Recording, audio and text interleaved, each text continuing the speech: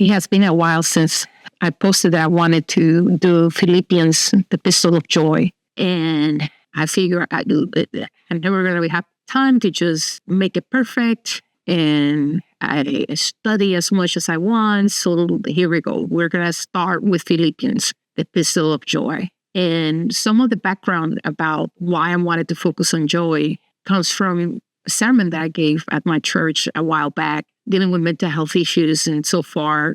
And I am a mental health professional. I wanted to see what is it about Paul, who writes the Philippians in the midst of imprisonment and in prison of challenges. He has this letter that he writes that is full with the word joy, and how he can say something along the lines, in all things I am content. And if we look at the challenges that he faces, there is something about joy that is different than happiness, that brings about endurance, perseverance, encouragement in the midst of difficulties. So I figured that I take a look at Philippians from a mental health perspective and see what can we learn from Paul in dealing with our challenges with mental health. And so Philippians is a letter that Paul writes while in prison, and it is assumed that it was in Rome when he was in prison between 61 or 62 AD. And it's a letter that he wrote to the people of Philippians. And the Philippians, the city Philippi, was a commercial and military post, an urban center of religious diversity. It wasn't just one religious group, it was a very diverse group. But the people in Philippians were a source of strength and hope for Paul. They provided friendship, but not only friendship, financial support for him. So the purpose of his letter was to thank them and comfort them in their own circumstances. And in the circumstances that the Philippians were going through, they were not happy, and they were really concerned for Paul. And he turns around and brings comfort to them. Joy appears 5 times in this book. It first appears in the first chapter, in verse 4, where he talks about always in every prayer in my request for you all with joy. So he's always praying for them, and he does pray for joyfully. And then again in the first chapter, he goes into, in verse number 25, I believe, he says, I am being confident of this. I know that I shall remain and continue with you all for your progress and joy of faith. And then again, he goes in chapter 2, verse 2, where he says, fulfill my joy by being like-minded, having the same love, being of one accord and one mind. And then in verse 29 of chapter 2, he says something along the lines of, receive him therefore in the Lord with gladness, and hold such a man in esteem. And then in chapter 4, verse 1, he says, my joy and crown, referring to the brethren. That's just the text choice. 11th time, he talks about rejoice. Philippians, I call it the Epistle of Joy, and maybe others too as well. But borderline this because he embarked on this letter where he uses continuously this concept of joy and rejoicing as a way to live a Christian life, and as a way of going through difficult circumstances and surviving and thriving among them. So we're going to take a look at Philippians. We're going to go in depth. What is about joy and rejoicing in a time where you're in prison, and see if we can gather some thoughts and see how we can apply it to our lives, into our mental health, and be helpful.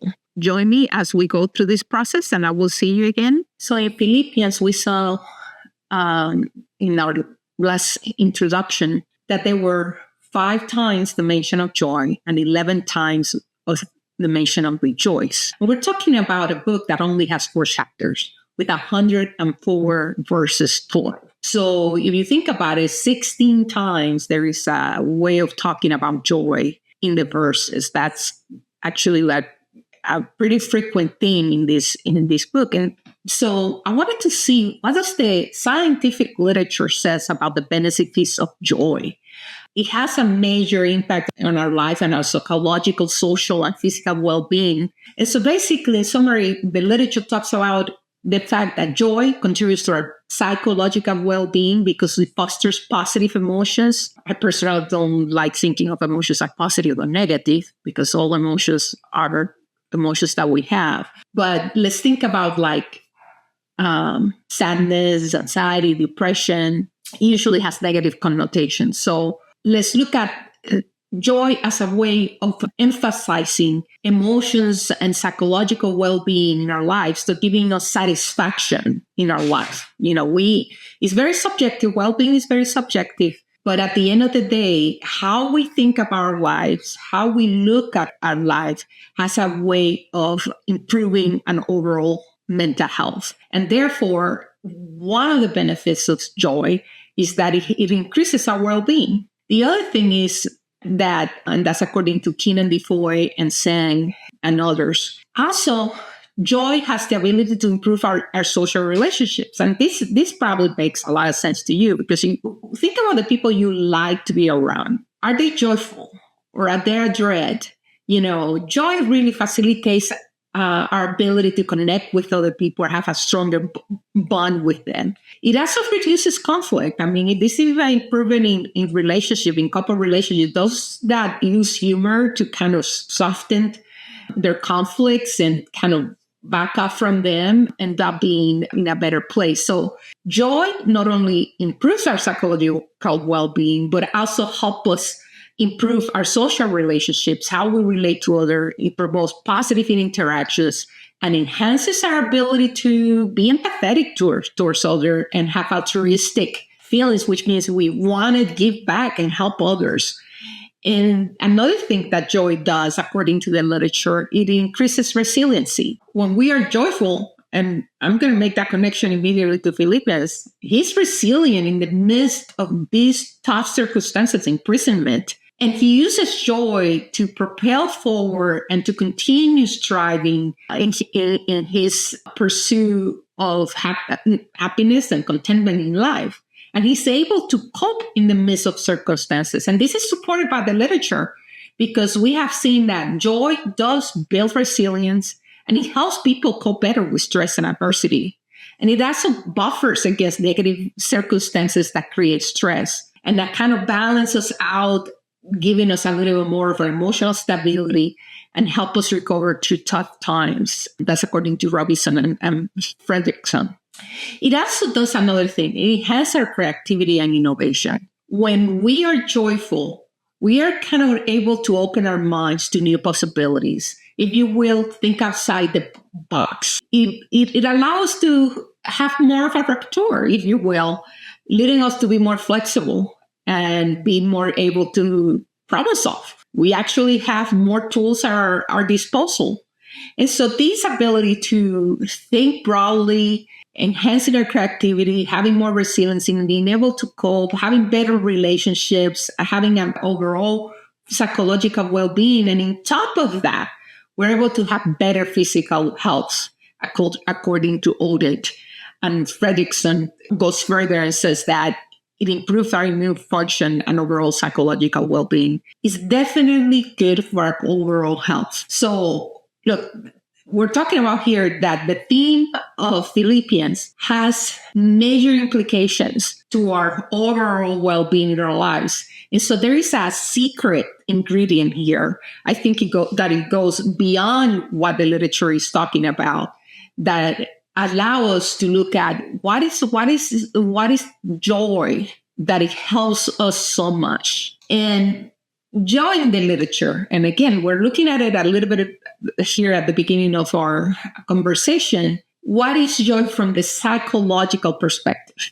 And King defined joy as a virtue involving knowing, feeling, and doing what matters the most. It's important to notice that joy is going beyond happiness here because he's talking about an overall concept that doesn't involve just a feeling there in the literature, but involves how we do things. What do we know and what do we do, not just what we feel. And it is what matters the most. What are the components that lead me to act in a certain way? And I think I want you to kind of keep that in mind, because if you look at the joy from the perspective of Paul, he's going to be telling us exactly, say, what is that we know is beyond our feeling that lead us to do what mattered the most. And of course, aside of the psychological literature, into the concepts of what Paul is talking about is a deeper component, right? And as I will show you more, it's about our relationship with Jesus. But the literature definitely sets the foundation to say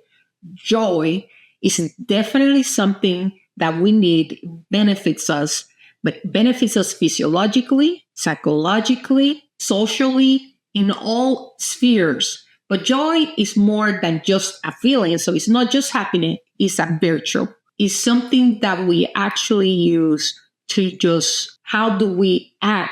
How do we provide meaning to our lives? It provides meaning to our lives. So it guides our lives. Another component to the definition of joy in the psychological literature is cognitive and metaphorical perspective. So a lot in the literature talks about what joy is from a metaphor perspective, describing it as a fluid container, heat, fire, natural force, vivid imagery. So joy from Pasteur perspective is something that it highlights an experiential aspect that involves all senses of our being. So it's not just about our thought process. It's not about just feelings, but it's a wholeness of the individual. And we experience joys through a whole being. Another approach, definition approach that they have in the literature is a phenomenological approach. A phenomenological, that's a big word, but it's basically talking about what is the meaning of this. And from the perspective, is something that can be both, it can be long lasting or it can be fleeting, because it depends how long do you hold to that joy and what principles do you use for that. So it involves a desire to relinquish control. I'm no longer want to be fighting to do what I want and say what I want, and not just for myself, but control other people who are out there.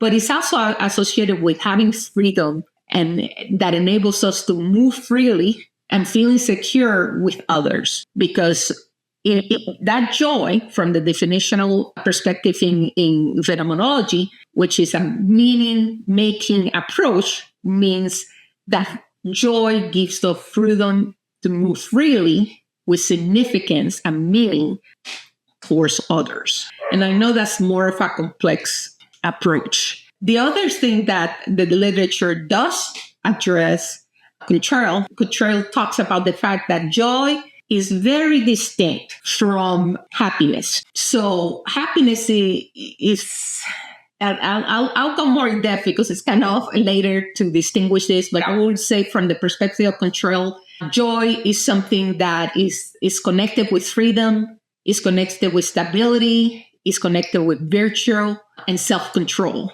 So there's other elements to joy than happiness. And as I'm telling you about the virtue of joy and self-control, if you look biblically in other aspects, you see that the fruits of the Spirit involve joy, self-control as well.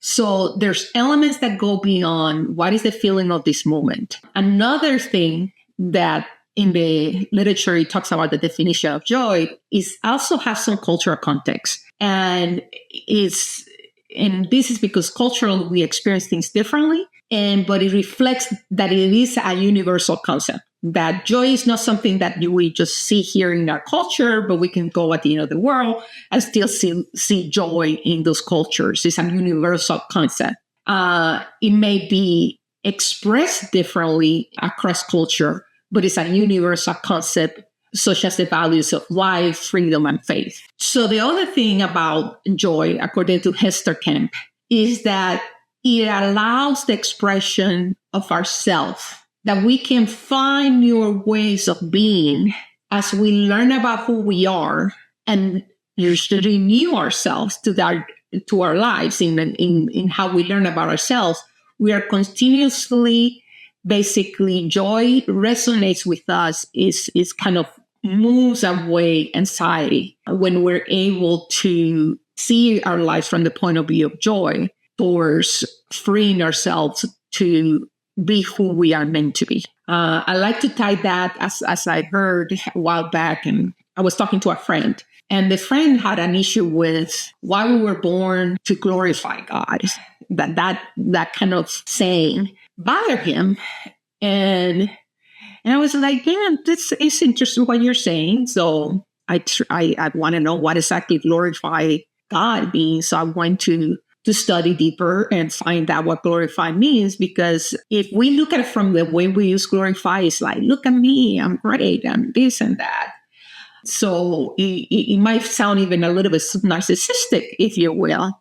But that I could understand why my friend was like, I don't think I agree with that. I don't like that thought. And I was like, I get it. I probably don't like it either, because it's not consistent with what I believe is God's character, which is a character of love. And a character of love is not narcissistic. It's completely incompatible with love. And so I went and searched and found out what glorify God means. And reading different things, I came to the conclusion that to glorify God is to show His and to show His image and who He is. It's not about Him, but about being fully who He created us to be. So in other words, to glorify Him purely and to really show His character is to be ourselves. In other words, we really glorify Him when we are fully who He created us to be. And so many times, and I see this as a therapist a lot in my own life, and you probably can relate to this, we are always struggling to be who we want to be. And we feel kind of tied or bondage to this thing. Oh, society expects this of us, church expects this of us, my family expects this of me. But in reality, what God expects of us is not outside of who we are. Is who He fully created us to be. And if we were fully created doing what He created us to be, we will be really happy. And that's how I see that. So we glorify Him when we are fully ourselves. And He's happy, not because we are boasting His self-esteem or His sense of self, because God doesn't need that, but because He sees how happy we are being ourselves. And we have many times this struggle to be ourselves, like because we confuse things. Oh, I really want this. I really want this. And maybe I want $1 million. Let's just say that. And that will be happy. And somehow that is a definition of ourselves. And in the reality, that when we get the $1 million, it might give us a little bit of happiness for a while, and then we're blessed. That's not who we really were. And so sometimes in our pursuit or happiness, we're trying to be what we think we want and are, only to find out that that's not really what makes us happy, because we're not truly who we were meant to be and we were created to be. And so God didn't make two people alike. He made people very different. Even twins, $1 million or triplets, or people who are identical and now twins. We'll be happy. And somehow that is a definition of ourselves. And in the reality, that when we get the $1 million, it might give us a little bit of happiness for a while, and then we're blessed. That's not who we really were. And so sometimes in our pursuit of happiness, we're trying to be what we really want and are, who we are, only to find out that that's not really what makes us need to be, because we're not truly who we were meant to be, and we were created to be. We experience joy, God and not in the freedom of the knowledge alone. He made people very different. We do what matters the most. Even twins, God created us as social beings, or people who are identical twins. So there are aspects in all those areas that even we if they have many similar characteristics, they have different personalities, because God did not make a copy. So last time we're all we were different. looking at So we the benefits of joy Him and joy by from being the psychological the literature. hardest challenge at that research was is that we don't telling know us ourselves, about and then joy. we lie to ourselves about who we are. I want to tell you And a little bit until of we what don't find out the what religious truly means to literature be is telling us about who we joy are, in God. in the freedom of that the knowledge, we experience joy, and not in the freedom of the knowledge alone. Basically, we do what matters the most. And God created us as social beings, spiritual beings, physical beings. So there are aspects in all those areas that we fully are us or ourselves that allow us to be joyful. From the religious perspective, joy so last time we were looking at the benefits of joy and joy from the psychological literature, what scientific research was telling us about joy. Now I want you to tell you a little bit of what we see the religious literature is telling us about joy in God, since it's that the main source of what we're talking about with Philippians. Basically, for something that is beyond this world. And joy is that lead us to have a deeper, meaningful connection literature with God. And so it's not tied to any particular specific theological object, insights. Basically, from the religious perspective, joy is a spiritual experience. And therefore, there is a deep spiritual experience that goes beyond because it's beyond pleasure. Ourselves. I can experience as a spiritual joy experience regardless of what's going on in my life. Joy is a Christian theological thing. Joy is considered a fundamental aspect of a relationship with God. I look at it as joy is more than a feeling or whatever. For me, joy is a person, and that person is Jesus. But for us to experience that joy, it goes beyond, oh yeah, Jesus is the joy. How do I have that joy within me? Then it's about how do I have a relationship where God, Jesus is an integral part of my life. And so joy, according to Novello, is essential in a Christian theological perspective. But joy goes beyond a theological thought or way of thinking. According to Benson, joy is part of our religious experience.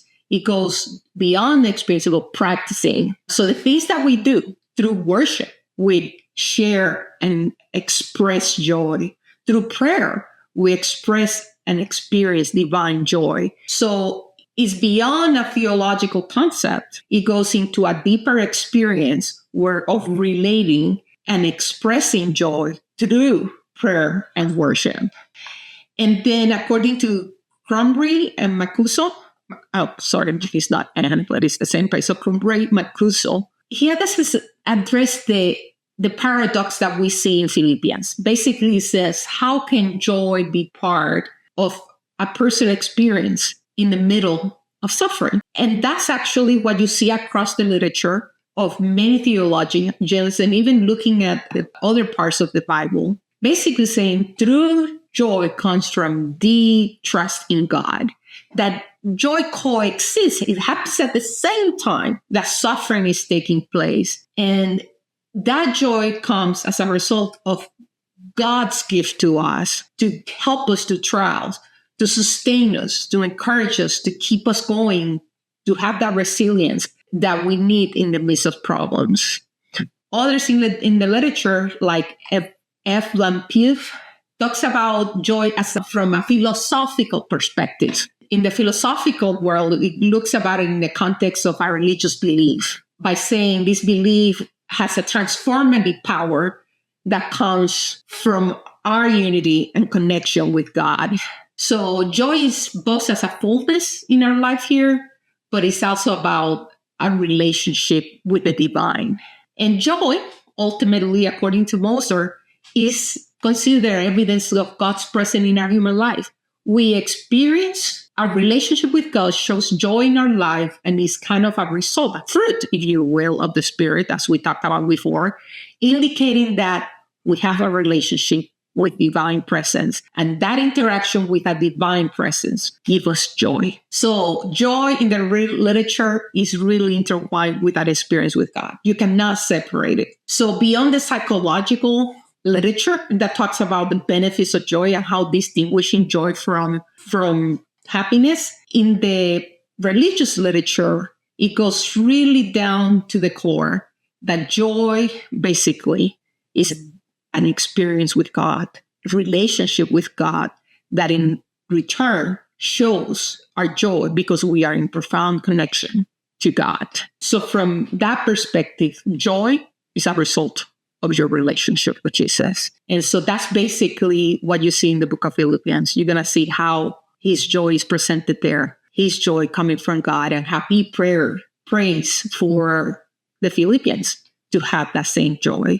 And we will look deeper into those concepts and see how, that comes into play. So let's look deeper into aspects from the literature that talks about joy in the religious literature specifically. So basically, it's a spiritual and practical theological approach. It's deeply involved in gratitude, and we will go deeper into that as we go into Philippians. But we will see that gratitude is a foundation of joy, and this is part of the literature according to Emmons and Afshar, that gratitude is the key component for a flourishing life. And this is found in many spiritual traditions and religions. So it goes down to relational spirituality as well. We're able to strengthen our connection with others. And so this actually is supported by the benefits of joy in the regular psychological literature. According to Faber, it actually connections to us that brings significance and meaning beyond what is my interest, gives me happiness. I'm going to do what I need, but it kind of brings joy to the capacity to care for others in a caregiving context. So it becomes a relational spiritual component as well. And part of caring for others is actually about facilitating joy, according to Poulin. So when we're helping others who are having problems, especially mental health settings and issues like that, we're facilitating joy. We're helping when other people can't by bringing a higher perspective, indicating the importance of joy and providing holistic care. And that really is an entirely different topic beyond what we're talking about. But basically, we're looking at gratitude and spirituality as specific components of joy that help in our well-being and our capacity to care for others and flourish in our lives. So now we're going to be looking at the difference between happiness and joy. I'm going to focus more on the happiness and joy perspective from our religious spiritual perspective because it goes more according to what Paul is talking about in Philippians. But I will give you kind of a little bit overview. What is the difference of the concepts of happiness and joy in the psychological and scientific literature? The problem of those definitions in the scientific literature is that they use those terms interchangeably. And so it becomes a little bit muddy, if you will, because they use them interchangeably. And when they don't use it interchangeably, sometimes it's like they have it backwards. For example, Cottrell has the definition of happiness as something that is stable and long-term in the life, which I would say happiness in the way we look at it from a religious perspective or whatever is the opposite. Joy is the one that is more long-term and stable state. Podkay look at joy as the one that is transient and spontaneous and is emotional response to an event, and it has moments of intensity and it's based on pleasure. Again, it's having the complete opposite definition when it talks about the nature and duration of happiness and joy. And I think that comes into focus and understanding why it's so complicated in this case. And it has to do with the fact that in the literature, there's no consistency in separating happiness and joy. It actually treats both like the same thing at times. So emotional components involved in happiness include positive emotions, what they call to get, well-being. And again, joy, the peak of emotional experience. It has sources of triggers. They look at it from broader long-term achievements, relationship, personal goal. In that sense, you can really see that because it's tied to things. Happiness is tied to things. And joy in the literature is a trigger for something that is happening in our lives. So an event or interaction that kind of did that. In relationship with stress and anxiety, it definitely looks like happiness has a lower stress and anxiety in our lives, according to Baumeister.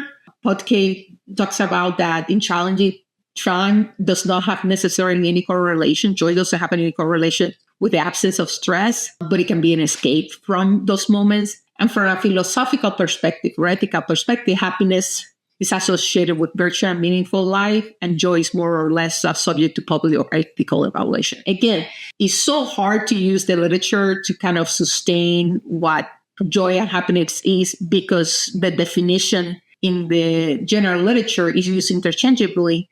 And when it's not, it seems to have it backwards from what I would say the religious literature has. And from another perspective, also, it's not quite clear the definition that they're using in each of one of those. So let's take a look at the one, take that for what it's worth in a grain of salt. Basically, is defining what the general scientific literature is talking about, and it's not all of it. It's used interchangeably, but it's not talked about from a religious perspective. So let's look at how joy versus happiness is talked about in the religious perspective, because that will be a lot more useful in our study of Philippians. So joy is a very distinctive spiritual emotion that is distinct from happiness. And so basically something that is totally different from other happiness whatsoever. Joy is often more a spiritual fulfillment and connection with God, while happiness is more of what's happening in the moment. What are the things that I like, and the things that I'm doing. And so that doesn't mean that they're not connected. Happiness can be a byproduct of virtue of joy. And so happiness can be part of living a virtuous life and provide more good, more living, more stable. But joy is more than that. It goes beyond those moments. And so joy in the context of an experience, a religious practice, involves prayer, meditation, and community worship, where we express joy. And it gives us a sense of connection to the divine and others that leads to intense spiritual joy. So this joy goes beyond the day-to-day happiness for things that we are experiencing at this level, if you will, horizontally, if you will, with others. But vertical joy has to do with our relationship with the above, as we express our joy with others as well. And definitely the literature continues to put together joy in the context of suffering. That is very consistent across the literature. That is a deep spiritual connection with a higher power. And that trust in the higher power lead us to go beyond the external conditions that we have around us to have joy despite of our circumstances in the context of suffering. So basically, it's a deeper, more emotional sense compared to happiness, and it goes beyond what is going on in the human life to trust in the higher power that it is in our life. So basically, joy is a spiritual experience. So let's dive into Philippians. Let's start with Philippians 1:1. And he says, Paul and Timothy, bond servants of Jesus Christ, to all the saints in Christ Jesus who are in Philippi, with the bishops and deacons. Right there. Bond servant. How many of you like to say that you're bond servant? And why are they bond servant to Jesus Christ? I highlight that because might it be our first clue of what joy is about in Philippians? What is bond servant? Basically, bond servant is basically in the original talking about subserviency or controlled by or subject to or be under the control of.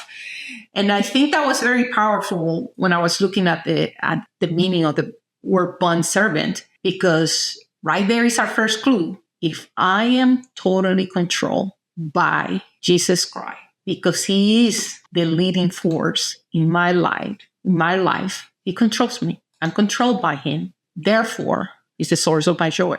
Hold on to that, because that's kind of the first little nugget that I see there, that his joy comes from the definition of who he is. He is controlled by Jesus Christ. He willingly gives himself to Jesus Christ. And so he addresses the letter to all the people who are the saints of Philippi. And then he goes on verse 2, grace to you and peace from God our Father and the Lord Jesus Christ. What an opening. Bondservant. I'm controlled. I'm subservient to Jesus Christ. Then we go into the second part. That was just his greetings to the Philippians. And then he goes into verse 3 and he says, I thank my God upon every remembrance of you. Another component, thank my God. We talked about it earlier, how gratitude is tied to joy. And so the first thing that he does in his opening here is he's thanking God as he remembered the blessings probably that the Philippi community was to Paul. And then he goes in verse 4, always in every prayer of mine, making requests for you all with joy. Always in every prayer of mine, making requests for you all with joy. There is the first mention of joy. As he remembers with joy. He requests with joy. Tied again, as we were looking previously, that one of the components in the religious literature talking about joy is tied to practices. So the practice of joy involves the practice of prayer. And we see Paul talking about his prayer towards the brethren, towards the Philippians, with joy in prayer. And so he's thanking God in verse 5 for their fellowship, for your fellowship in the gospel from the first day until now. So fellowship goes back to what we were talking about. There's a component of joy that has a social component that opens to fellowship. I will use it in the context of the religious literature, that when we are joyful, it makes it easier to have fellowship. So when we are in a community of faith, if joy is absent, how do you think that church, if you will be? Would it be a place that we want to be? Would it be a place that is welcoming?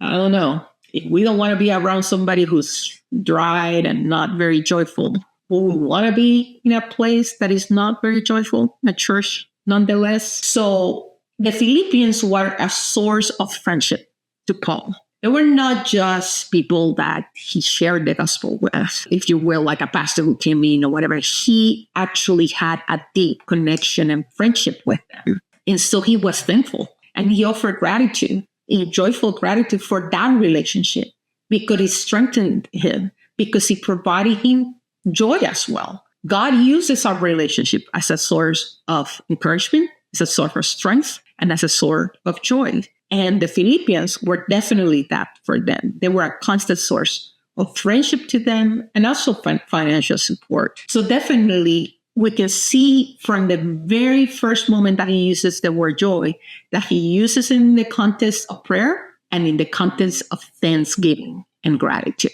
We go to verse number 7. Just as it's right for me to think this of you all, because I have you in my heart, inasmuch as both in my chains and in defense and confirmation of the gospel, you are partakers with me of grace. For God is with my witness, how greatly I long for you all with the affection of Jesus Christ. And this I pray, that your love may abound still more and more in knowledge and all discernment, that you may prove the things that are excellent, that you may be sincere and without offense till the day of Christ, being filled with the fruits of righteousness, which are by Jesus Christ, to the glory and praise of God. So right there is a prayer full of gratitude and full of desire for his friends to be filled by the Holy Spirit, by Jesus, by joy. What are the 3 elements that I would say that are in this component that are part of joy-filled life that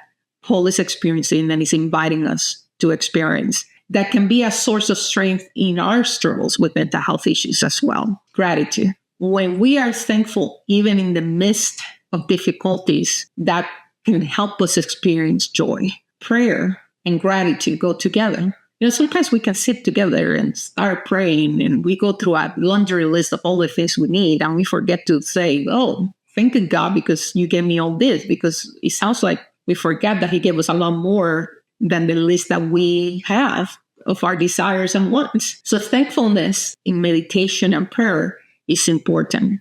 It will transform our attitudes. It transforms our attitudes towards our circumstances and towards other people. So thankfulness at prayer and the social relationship. I think that cannot be put aside, that ability to have a connection in the horizontal sphere with God allow us to have a vertical relationship that allows us to have a relationship with God, enhances our ability to have a horizontal relationship with people around us as equals. So to truly understand God, we must be in meditation and prayer. And to truly transcend our suffering and circumstances, it has to come from a place of gratitude, of understanding the things that God has done for us. And when we come before him with gratitude, before asking, about our circumstances, it can help us put things into perspective because we no longer are just focusing on one thing, all of what I need. We're recognizing, wow, I have so much more than what I don't have. So Paul talks about gratitude and prayer. Let's see what research has to say about, is this truly elements that scientifically proven to help people under mental health? Well, yes, there is backing for that. Craig and Soska and Gorba doing scientific research that discovered that gratitude is consistently linked to the psychological well-being in people, for example, reducing their symptoms of depression and anxiety. Gratitude-based interventions have been found to enhance positively life satisfaction in people and reduce stress and depression, especially in young adults. Another way that gratitude has been found to be helpful is in buffering against stress, even reducing the perceived stress because you're focusing on being thankful to things that you do have and lower the stress level. That's according to Valick and colleagues. So gratitude has been found to be very important in reducing psychopathology across the lifespan of the individual. Gratitude predicts reductions. It kind of has some debate on when and not it does that. So it depends on how they did the research. But across the board, Jan Spanky was talking about it helps improve the well-being everywhere from the young to the old. And it also, there's evidence that neural mechanisms in your brain are affected and changed for the positive. It helps your mental health because it activates neural systems that are linked to caregiving and threat regulation. And then also gratitude helps moderate issues in relationships. We are less uncivil, so we become more civil to others and reduce the negative impact of academic stress and things like that. So Huang and Haslett talked about that in their scientific study. So it has been scientifically proven that Thanksgiving, gratitude in our lives, and impact in our well-being, in anxiety, depression, and overall stress levels through her lifespan. As our lifespan. The other thing that he talks about, he does there is prayer. And he actually uses Thanksgiving in prayer. So that has also been proven in scientific study that prayer enhances positive emotions, reducing the levels of anxiety and depression. And this is in particular later in life. And that's according to Leakhack and colleagues. Also prayer and the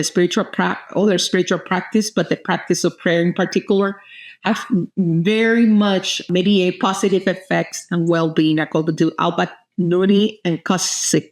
These names are hard to say. Another study, especially with the youth, they study a group of young people in the Philippines, and they found out that prayer was an important coping mechanism during difficult times that led the youth to feel calmer, have comfort, and psychological relief. So therefore, prayer was found to be a potential protective factor for youth mental health. And that was Radel Castillo and colleagues that he found that prayer was could be a significant protective factor for the youth. Razan and colleagues found out that prayer reduces anxiety, depression, and improves physical well-being. Sarsika and Kroc found that mediating the emotional states, especially because if you're disclosing, in another word, talking to God about what's going on with you can strengthen mental health and provide relief from psychological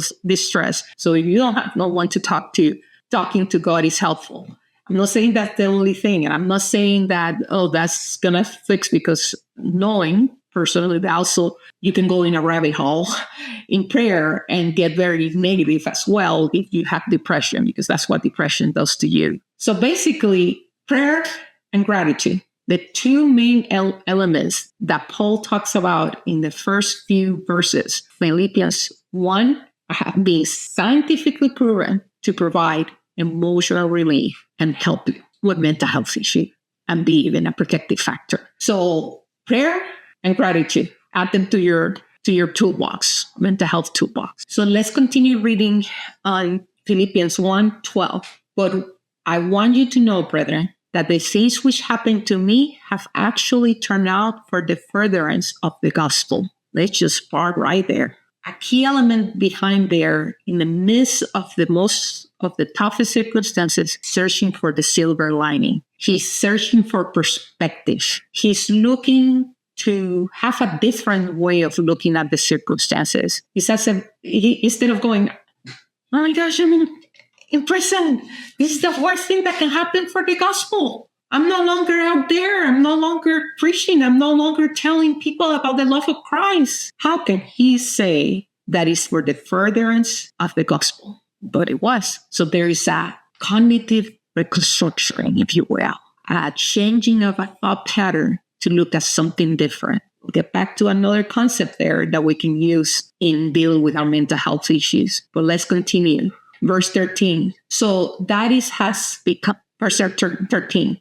So that it has become evident to the whole palace guard and to all rest that my chains are in Christ. So these people, the guards that were protecting him, would never have known about the gospel if he wasn't there. The palace guard have access to places and people that they not otherwise would have. Therefore, his chains were in Christ because there were people who needed to hear about the gospel if he wasn't there. If he wasn't there, they would have never heard from him.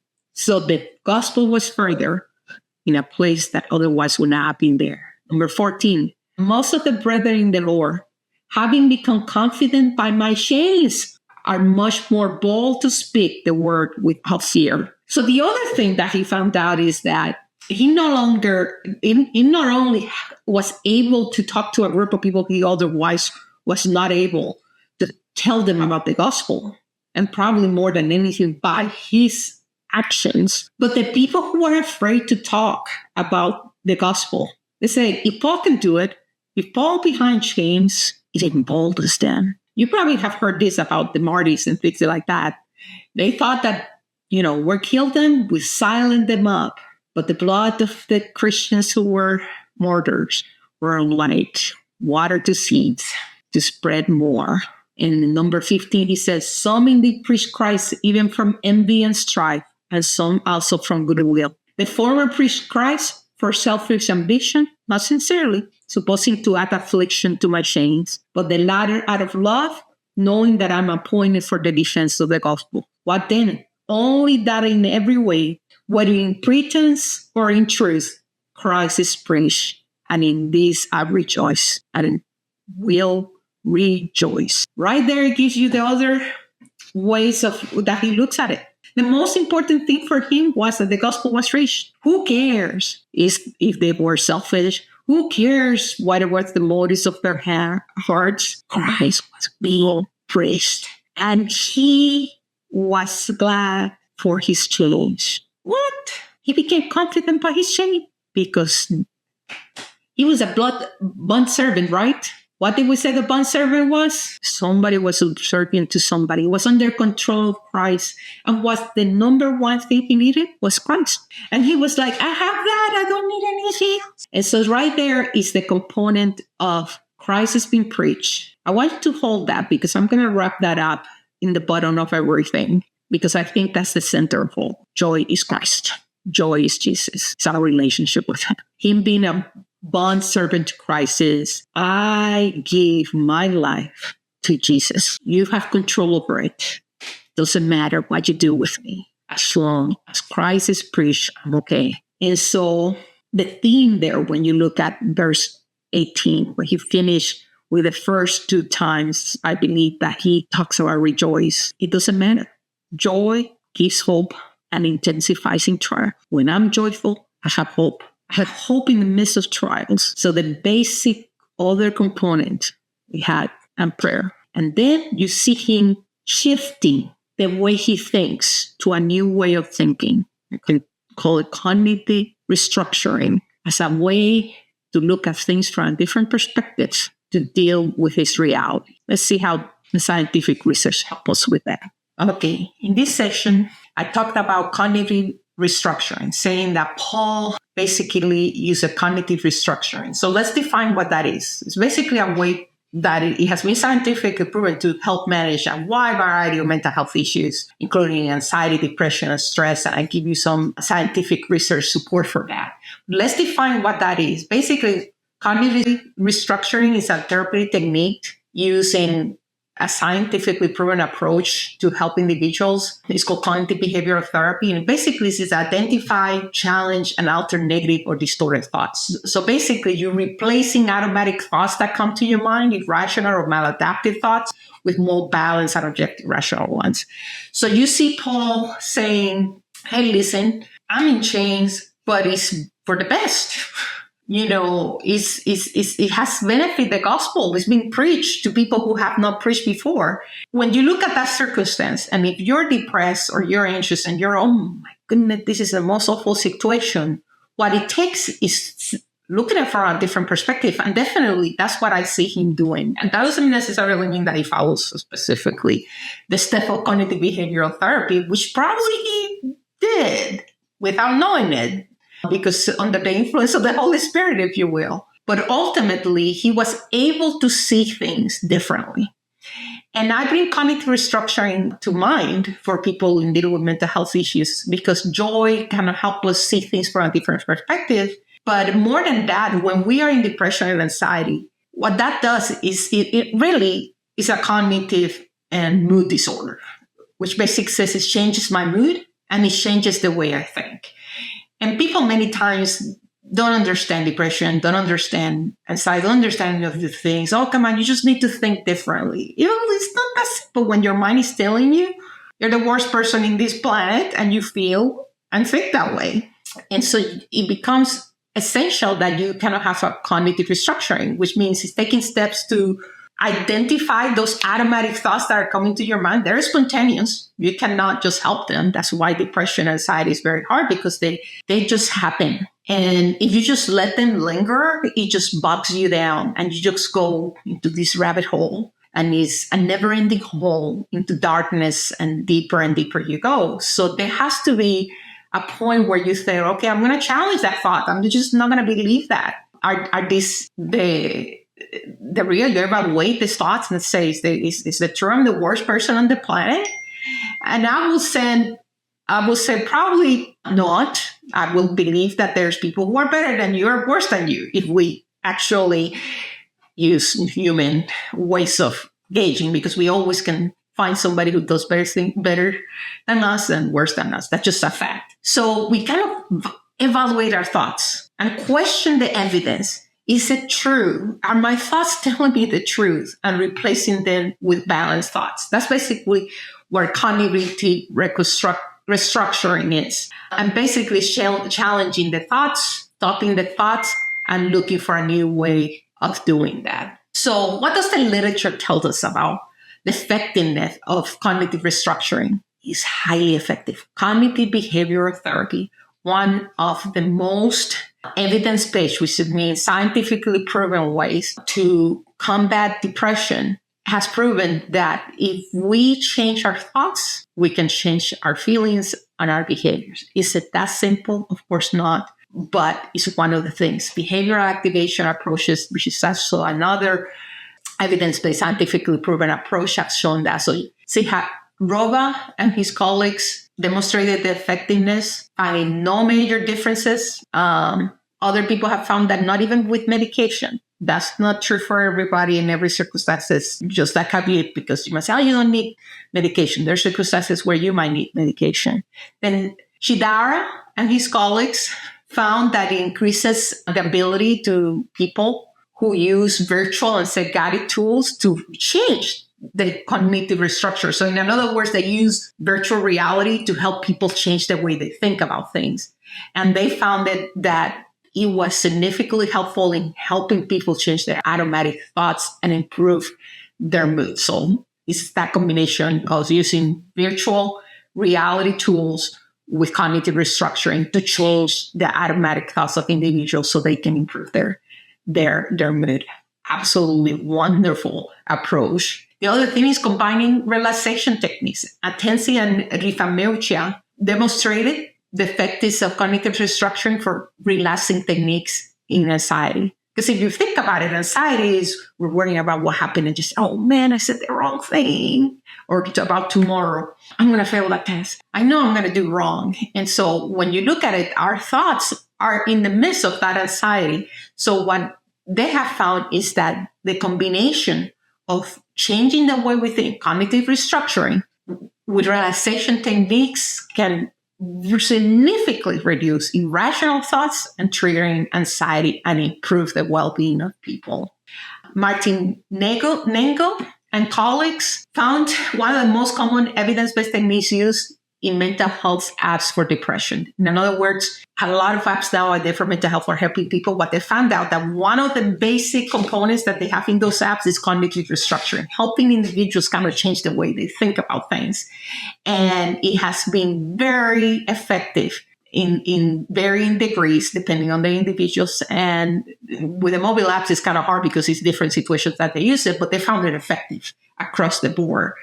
Another thing that they found is with OCD and hostility management. When you help people in randomized trial, very scientific approach, equally effective as detached mindfulness in reducing OCD, which means it has mental imagery and further reduce hostility and aggressive tendency in people. So if you can, as you can see, cognitive restructuring, changing the way you perceive the situation, not just perceive, but the way you talk about and see that situation, as Paul did. Paul could have been focusing, I'm in shame. The gospel is not going to be going further. It's going to bear apart. This is the worst possible situation.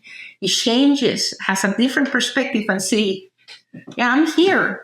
But these people would never have heard, the guards in the palace would have never heard of Christ's gospel if I wasn't here. And it has emboldened the other Christians to be fearless in sharing the gospel. So again, 3 things we have talked about so far: gratitude, prayer, and cognitive restructuring as 3 elements that Paul used that came with joy, or a product of joy. So they're asking him, but are part of the elements of how to deal with mental health and challenges and suffering in our lives. So let's go to chapter 1, verse 19, and continue with our reading. For I know that this will turn out for my deliverance through your prayer and the supply of the Spirit of Jesus Christ, according to my earnest expectation and hope that in nothing I shall be ashamed, but with all boldness as always. So now also Christ will be magnified in my body, whether by life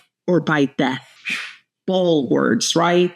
He's in the middle of this imprisonment. He could die, and he doesn't care, alive or dead. My body is yours, Lord. I'm your body servant.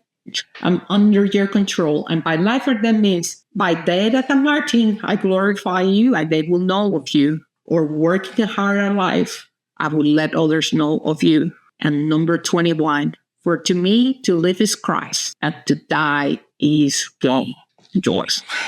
All you have to say is that component that we continue, is the thread that links all these things: prayer, gratitude, cognitive restructuring, joy. All these components are tied nicely in a bow, and all of it fall apart. I mean, they still work on its own because you have seen it in the scientific studies. Not everybody has all those components, but the ones that give absolutely the ability to say with boldness, it's my earnest expectation and hope, and with boldness as always. So now also Christ be magnified in my body, whether by life or death. For me to live is Christ and to die is gain. There's no cognitive restructuring out by itself that can do this. It's a lived experience with a powerful, loving God that says, I'm with you right there in prison. You're not alone. You're in the palm of my hands, protected. Powerful message there. And we continue.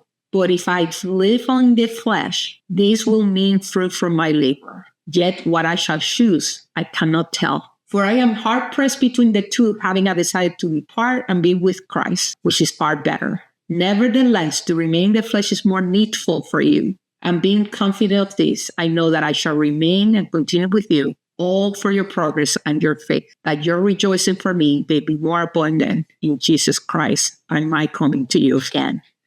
Let's look at this carefully, because I don't want you to think that necessarily, or maybe he is, I don't know. No, he isn't. Who knows? that sounds kind of suicidal, don't you? Like, rather than die. But if he is, because he's so strenuous, because to die is gain, he also knows that his life is not for his to take. And that whatever happens is for him not to decide, but for Christ to decide for him. Because he was hard pressed. Verse 23, he said, I'm pressing both sides. I want to go. Let's finish this. There's no saying on wanting to be done from this world when he's suffering and pain. But he remains, it's not for me to decide. And I'm going to talk a little more in a different session after this about suicide and how, as Christians, we should comfort others, not judge, and understand that suicide is not a character failing with a brain. But I'm going to leave that for a little after this session. He recognizes that it's not his choice to make, that he's needed here and now. And you're here and now in this life, even when you desire not to be here. God thinks God needs you here and now. So as long as God needs you here, you'll be here. He continues, it says, continue with joy. All your progress and joy of faith. It was going to remain. Looking at their progress in their spiritual growth and faith with joy.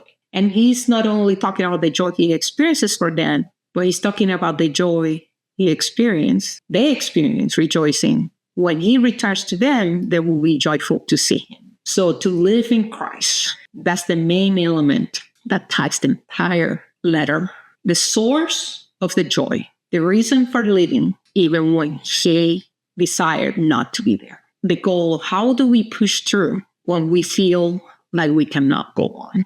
And again, I'm not talking about suicidal. I'm going to talk about that in a different separate section because that merits careful consideration. I don't necessarily think he was suicidal in this moment here. He was just overwhelmed and pressed in every side. Many of us, probably in many circumstances. I know I have said, I wish I was dead instead of living these circumstances. That in those moments, not necessarily suicidal. I'll go back and speak to you in suicidal moments. What are those about? And treating them completely different and being compassionate, because we sometimes in the religious community can do more harm than good when we're trying to help others. To live is Christ. So gratitude, continuous restructuring. Bottom line, what is my meaning of living? The meaning of life is Christ himself. Life is nothing without Christ. That's the way he's putting it. And as long as Christ thinks I stay here, I can say with boldness, my body will magnify him, my life or death, but it will be his decision. So this is a session that I promised that I was going to do in a little bit of a separate segment, because it's a serious situation that we need to talk about, and it's suicide. Suicide rates increase with age. The elderly population is a higher rate. And when men, suicide rates peak between the age of 90 and 94. For women, it's between the age of 85 and 89. That's according to citing. Suicide ideation, plans and attempts involving people from low-income and middle-income countries, this is across the world, found that 17% of adolescents had suicidal ideation. 17% had a suicide plan, and 17% had an attempt suicide in the past year. Girls and older adolescents between the ages of 15 and 17 reported higher rates than boys and younger adolescents. Suicide attempts among adults, the U.S. 3.8 of adults reported experiencing suicide ideation in the past. 13% attempted suicide, higher among people who have major depressive episodes or suicide plans. Children and adolescents, in a meta-analysis, which means it's a study of multiple studies and seeing how we're saying it has a prevalence of 18% with suicide ideation and 6% of suicide attempts. There is a non-suicidal self-injury, so cutting and things like that is very common among adolescents, with a prevalence of 22% over the lifetime. Exposure to suicide.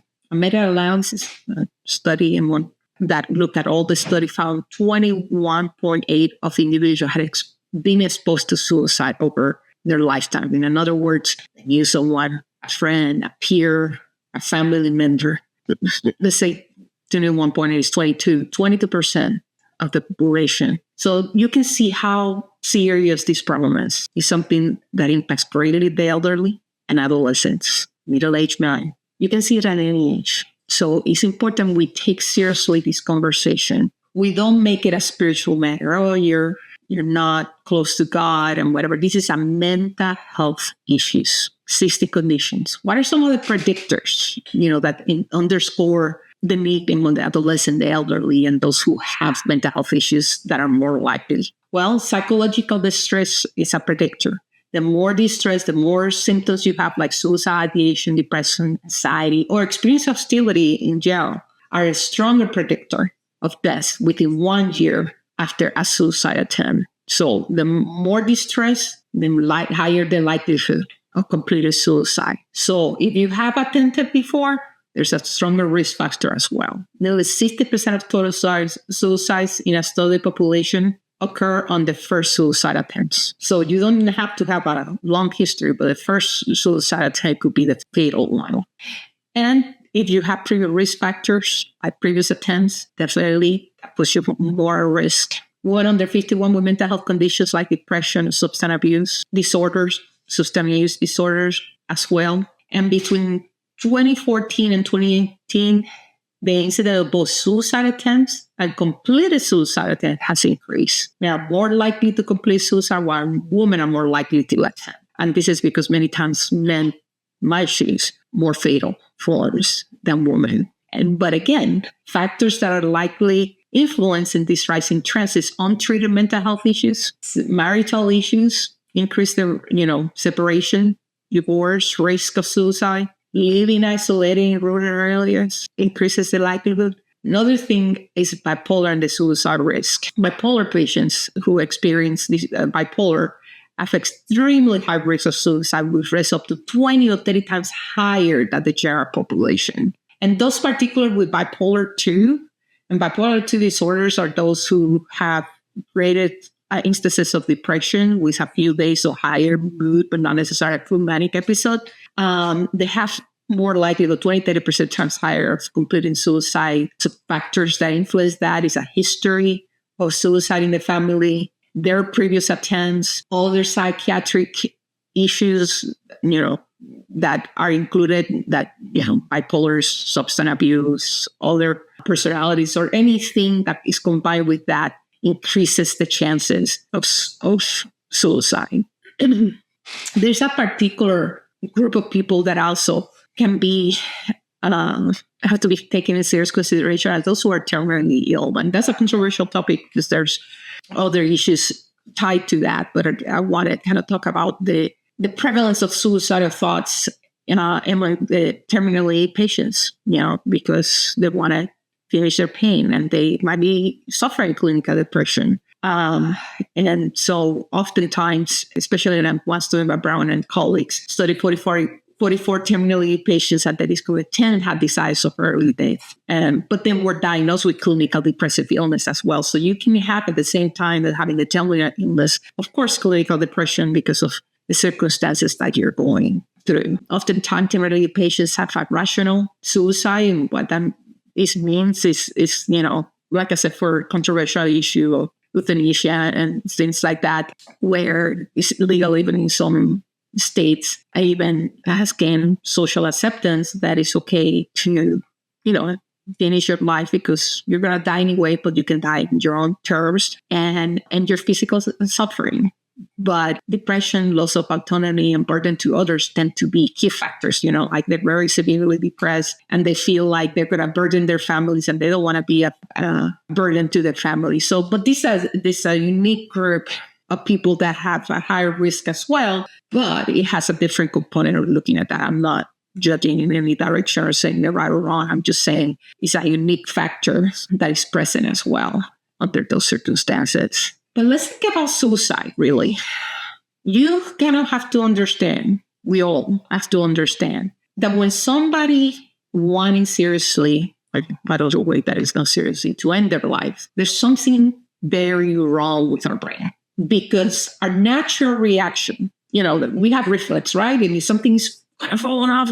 Like, yo, why? Because we want to protect ourselves. Even in our dreams, if our brain is working properly, we're running for our life, we're trying to survive and to do something to protect ourselves. So when somebody commits suicide or somebody's considered suicide or somebody actually carries through, the brain failed. There was something wrong with our brain that the brain did not do its job, basically. Because the brain automatic is protective. Our reflex, our way of being automatically checks into that. I mean, have you been ever driving? A car is coming and you go, whoa, because I want to be alive. I don't want to be dead. So when something happens that the automatic built-in safety, if you will, protocols of our brain is not working. So there is factors, complex interactions in our brains, neurobiologically, cognitive, and emotional processes that recent studies have told us that are in play. So the serotonin system and the stress response system is impaired. That has been found by Van Hering and Mann. They found that the serotonin neurotransmitter and the hypothalamic pituitary adrenal axis stress response systems contribute to impairment of cognitive control of mood, increase in emotional pain, and impulsive behavior that lead to suicide. So that's all to say the serotonin system and the stress response wiring in our brain fail these individuals by not stopping the impulse controls of suicide, controlling the mood, and increasing the level of pain that person, because ultimately suicide is about stopping the pain. Other things that Erlichsen and colleagues found out is that neurological diseases like TBIs, traumatic brain injuries, epilepsy, Hutchinson are heightened risk of suicide. And that has to do with the cognitive deficits that come as a result of these neurological diseases, emotional disturbances, and increases the risk of depression. Other things in the brain, the neuroinflammation involving the pathways.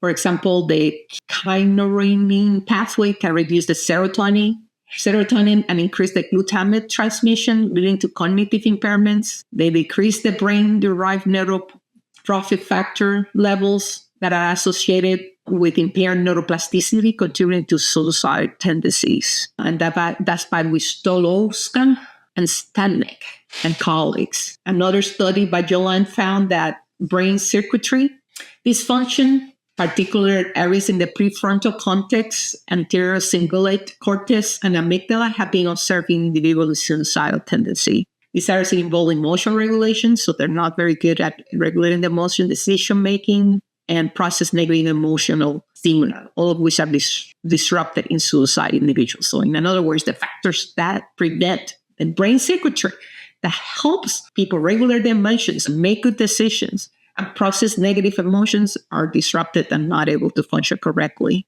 In another study, and they found cognitive emotional regulation issues. In other words, they had impaired problem solving, that overly focus on negative stimuli, and basically unable to regulate emotions.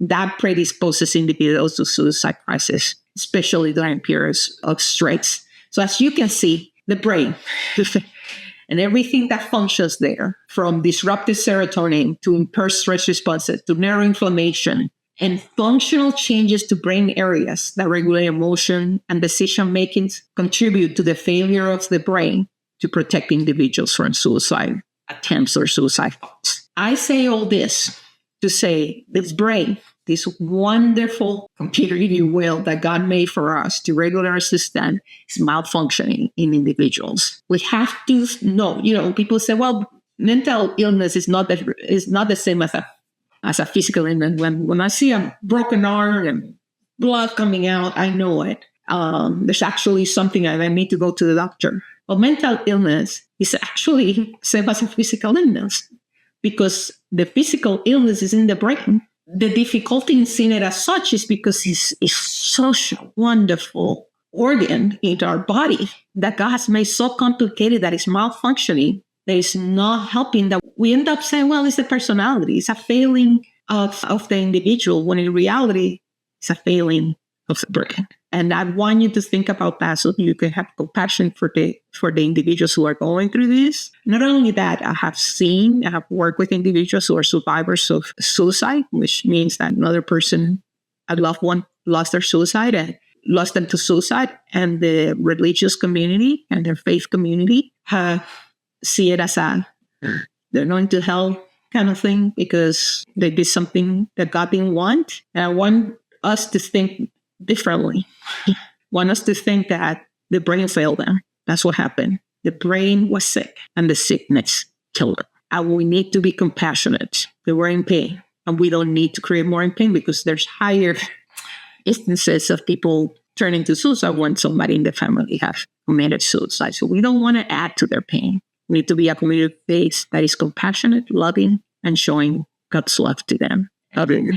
We should never say, "You're not going to know for this. You're not that. You don't know." And the loving God that I know is more powerful than, and He knows the hearts, and we don't. So let's not judge. Let's treat suicide for what it is in the individuals who attempted or succeed at sickness. So let's continue reading chapter 1, verse 27. Only let your conduct be worthy of the gospel of Christ, so that whether I come and see you or I am absent, I may hear of your affairs, that you stand fast in one spirit, with one mind, striving together for the faith of the gospel, and not in any way terrified by your adversaries, which is to them a proof of perdition, but to you of salvation, and that from God. For to you it has been granted on behalf of Christ, not only to believe in Him, but also to suffer for His sake, having the same conflict which you saw in me, and now here is in me.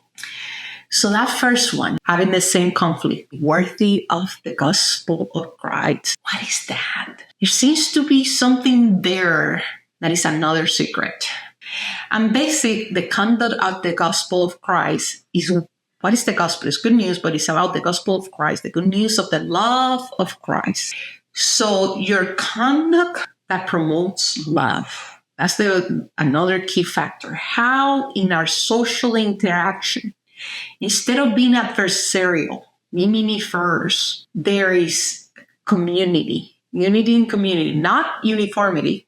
Now we're all in the same thing, but love. But you're unified is in the love of Christ. In one spirit, not divided in other philosophies and things, but we are together in one thing, which is the love of Christ. In one purpose, faith in the gospel, in the good news, that we believe that He came and died for us because He loved us and He's coming back and we're going to Him. We're giving this great news of that we are valued. We're loved by the God, the entire universe. We are worthy of His love.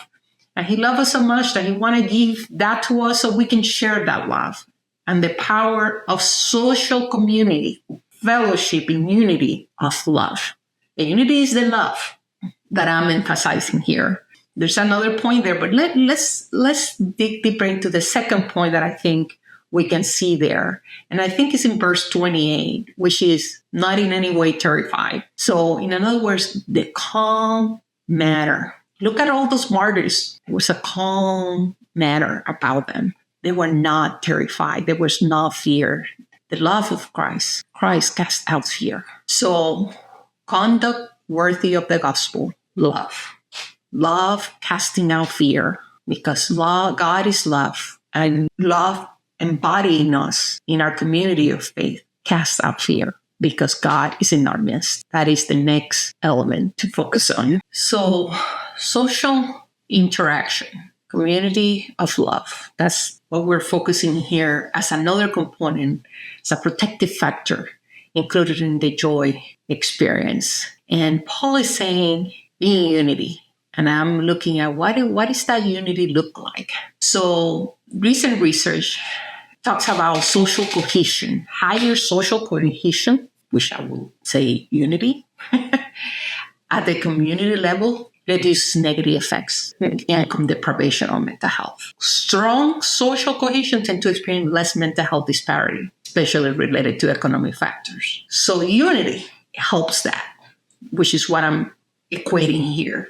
And that's according to Fone and colleagues. According to Santini, social isolation, those who feel social disconnection, that they don't have a lot of social interactions, tend to suffer greater anxiety and depression. So improving social networks definitely helps mitigate mental health challenges. So community participation has a great impact in better mental health and healthier behaviors in general. And especially we talk about suicide in the aging, social support, mental health in the aging population is very important. It's critical in the older population because the lack of that social support has been considered linked to the fact that higher levels of depression and anxiety. So community social capital, if you will, the resources that you have in your community you have greater resilience to depression and stressful situations. That definitely mitigates mental health issues that come along with stress. So I will definitely say social ties. Just maintain and providing support. And that's why church is so significant. And we're going to see as we move to chapter 2 in Philippians, how when we're not doing that, it can create problems in the church community. And I think it's essential for us to know social ties are definitely a protective factor. Social interaction. So that unity of love. Let's love one another. Let's be there. There's biological factors that influence our romantic relationships for a reason, because there's social interaction reduces anxiety, and we kind of gravitate to people who makes us feel more calm.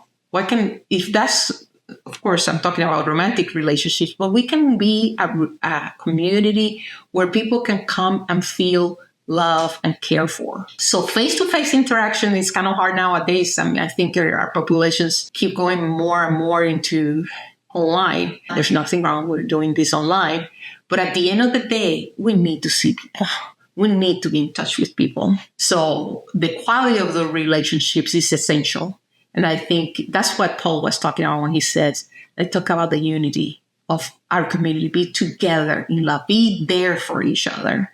And I think prayer, cognitive restructuring, Christ at the center of everything. So I'm going to set it aside because he's the one that holds it all together. But social interaction, as a community of love and unity, is a protective factor for mental health. So the last point that I want to make from chapter 1 has to do with not in any way terrified by your adversaries. I'm tying these two principles of conduct worthy that involve social interactions of unity and love and community with 1 John 4:18. Let's read that. There is no fear in love, but perfect love casts out fear. For fear has to do with punishment, and whoever fears had not been perfected in love. So let's think about this for a moment. Why cannot we able to love and we are afraid of our brothers and sisters in Christ, and even people who are not brothers and sisters? If we have the love of Christ in our community, there's no need for fear. And it's in verse 28 of chapter 1 in Philippians. It says, not in any way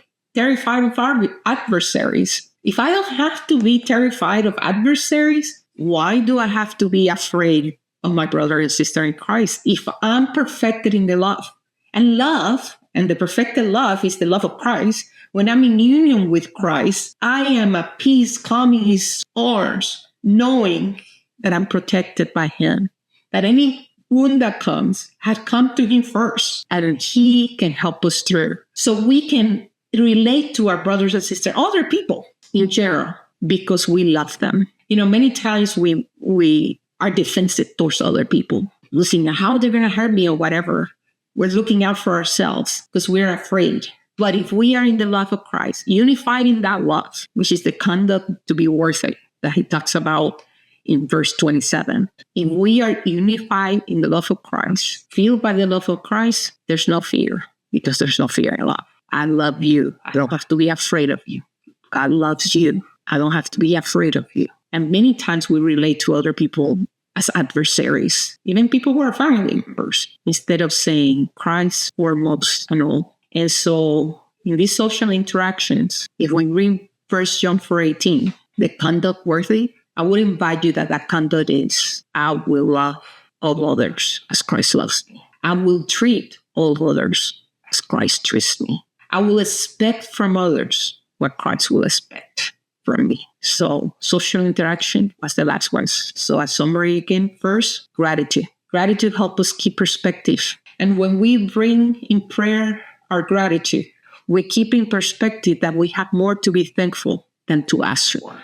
And when I have that perspective of gratitude and bring it to God in our prayer, and I'm able to see my circumstances in light of the gratitude, I'm able to reframe, reconstruct my reality to what God's reality is for me. And living in the love of Christ, in a community of love, I conduct myself worthy of the gospel. I conduct myself in love in my social interactions with others. And that drives out because I'm filled with the love of Christ. Calm, safely sounding his arms, trusting that he's guiding every step.